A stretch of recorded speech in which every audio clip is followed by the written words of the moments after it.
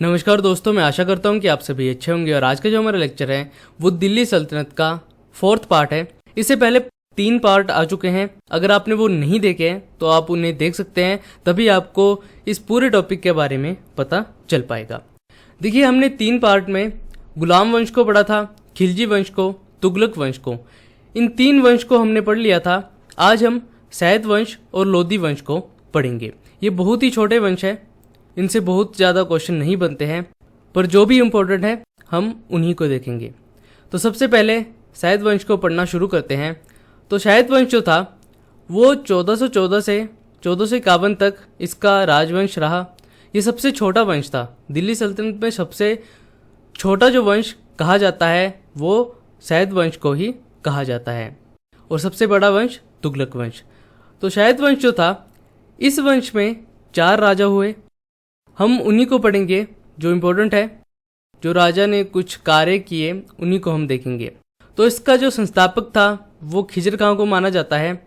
देखिए, सैद वंश जो था वो भारत में डाकुओं की तरह आया और इनसे राज सिंहासन संभला नहीं गया, भारत इनसे संभला नहीं गया और चोरों की तरह ये वापस चले गए। तो बहुत ही छोटा वंश था। तो सबसे पहला जो शासक था इसका वो था खिजर खां। खिजर खां का शासनकाल 1414 से 1421 तक चलता है। देखिए, जब तैमूर लंग जो था उसने तुगलक वंश के अंतिम राजा नसरुद्दीन महमूद तुगलक पर जब आक्रमण किया तो वहां पर खुद को राजा के तौर पर उसने स्थापित किया। और ये जब वापस चला गया तैमूर लंग, तो अपने स्थान पर खिजर खां को यहाँ पर नियुक्त कर गया। इसके हवाले मुल्तान, लाहौर और दीपालपुर के क्षेत्र जो था वो सौंप गया और खुद ये चला गया था तैमूर लंग। तैमूर लंग के साथ इसका एक बेटा था शहजादा शाहरुख, वो आया था, पर ये बहुत ही छोटा था, इसलिए तैमूर लंग जो था वो इसके साथ ही रहता था और खुद यहाँ पर शासक किया करता था। तो हम खिजर खां को ही सैद वंश का संस्थापक मानते हैं। देखिए, इसने कभी अपने आप को सुल्तान नहीं कहा, क्योंकि ये तैमूर लंग का बहुत ही वफादार था, इसलिए इसने साधारण सी उपाधि ली थी जिसे रैत आला उपाधि कहा जाता है। तो इसे याद रखिए, इससे कई बार क्वेश्चन बन सकता है। इसने अपने साम्राज्य के विस्तार नहीं किया। अब साम्राज्य के विस्तार नहीं करेगा तो युद्ध की संभावना भी नहीं होगी। देखिए, खिजर खां का एक पुत्र था मुबारक शाह। इसके दरबार में एक कवि रहा करता था अहमद सरहिंदी। अहमद सरहिंदी जो था इसने एक पुस्तक लिखी थी तारीख ए मुबारक शाही। तो आप इसे याद रखिए, इससे क्वेश्चन बन सकता है, ये इंपॉर्टेंट हो जाता है। इसके पुत्र मुबारक शाह ने मुबारकाबाद शहर की भी स्थापना की थी, तो इसे भी आप याद रख सकते हैं। देखिए, जब खिजर खां की मृत्यु होती है तो मुबारक शाह राजा बनता है, और मुबारक शाह जो था उसे हराकर आलम शाह जो था वो राजा बन गया और यहाँ पर शासन करने लग पड़ा। पर क्या हुआ कि जो पंजाब का एरिया था, सरहिंद वाला एरिया, वहाँ पर अफ़गान लोग रहा करते थे। यानी कि वहाँ पर एक अफ़गान रहा करता था बहलोल लोदी।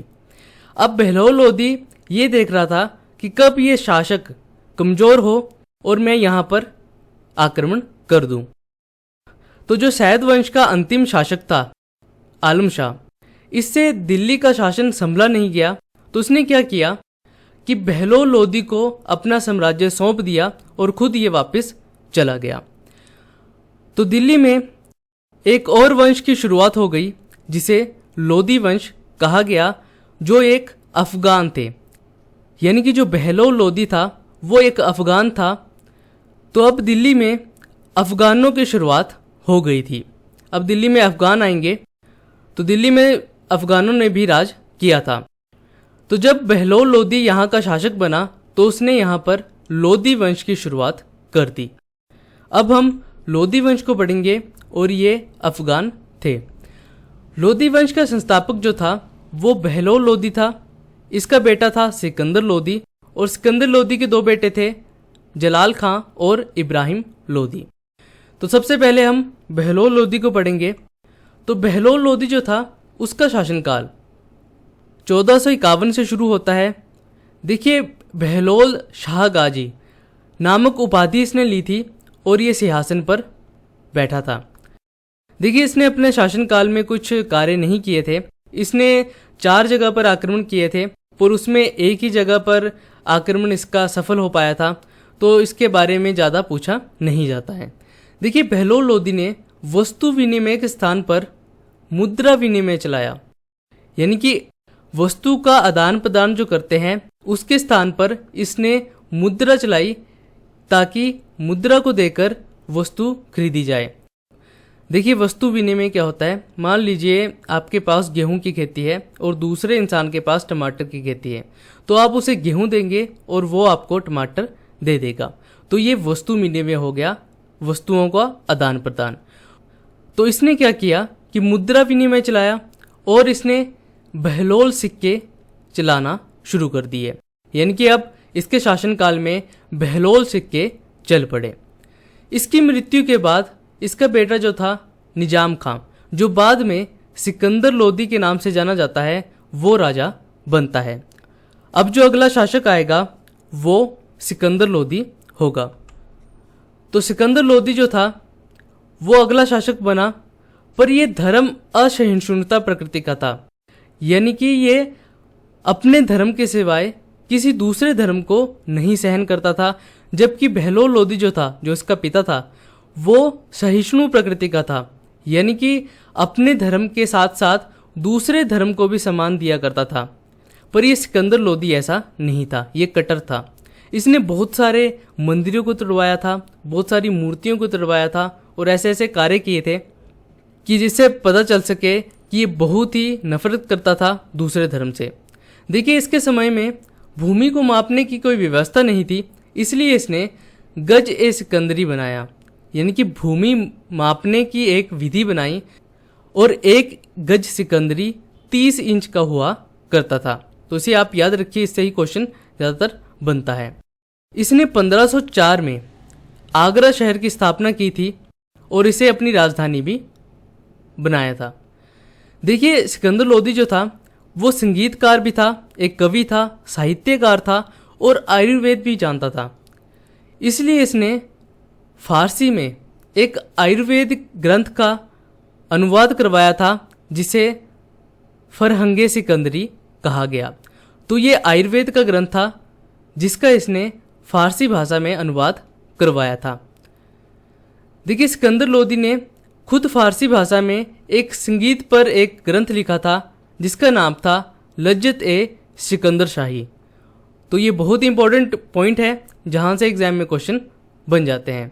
देखिए, जो कविताएं लिखता था सिकंदर लोदी, तो ये अपने नाम से नहीं लिखता था, यानी कि सिकंदर लोदी के नाम से नहीं लिखता था, उसके स्थान पर गुलरुखी के नाम से ये कविता लिखा करता था। तो इसे आप याद रखिए। देखिए, सिकंदर लोदी जो था वो बहुत ही शिक्षा को सपोर्ट किया करता था, इसलिए इसने मदरसों का निर्माण करवाया, यानी कि जहाँ पर शिक्षा ली जाती है उसका निर्माण इसने करवाया था। तो सिकंदर लोदी ने ये सब किया था। अब जो सिकंदर लोदी के बाद जो राजा बना वो था इब्राहिम लोदी, जो दिल्ली सल्तनत का अंतिम शासक था और लोदी वंश का भी अंतिम शासक था। देखिए, इब्राहिम लोदी का शासनकाल 1517 से शुरू होता है और 1526 तक रहता है। अंतिम शासक था लोदी वंश का।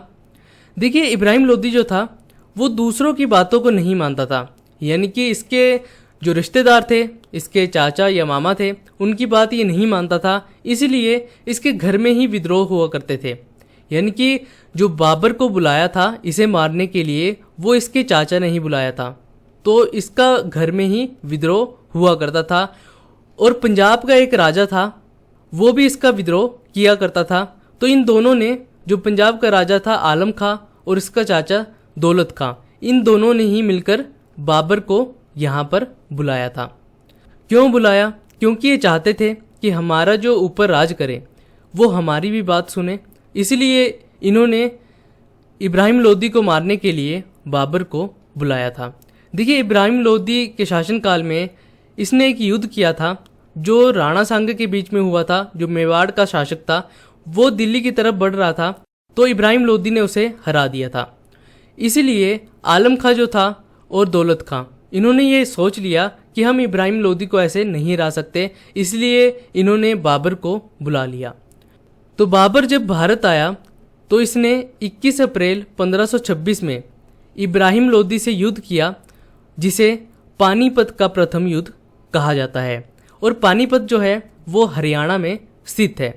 तो इससे क्वेश्चन बनता है, तो पानीपत का जब युद्ध हुआ तो क्या हुआ कि जब बाबर यहाँ पर आया था तो इसके साथ सिर्फ 12,000 सैनिक आए थे, यानी कि बाबर के साथ 12,000 सैनिक आए थे। देखिए 12,000 सैनिक ऐसे थे कि इन्होंने बहुत सारे युद्ध लड़े थे। इन 12,000 सैनिकों ने बहुत ही परफेक्ट थे युद्ध लड़ने के लिए, इसीलिए इसने क्या किया कि जो वीर योद्धा होते हैं उन्हीं को ये यहाँ पर लेके आया था। और जो इब्राहिम लोदी की सेना थी वो लगभग 1.5 लाख के करीब थी। तो क्या हुआ कि जब बाबर ने इसके ऊपर हमला किया तो 1.5 लाख सैनिक जो थे वो बाबर के एक सैनिक को 10-10 लोग पकड़ के मार रहे थे। तो इसने सोचा कि अब तो हार जाएंगे।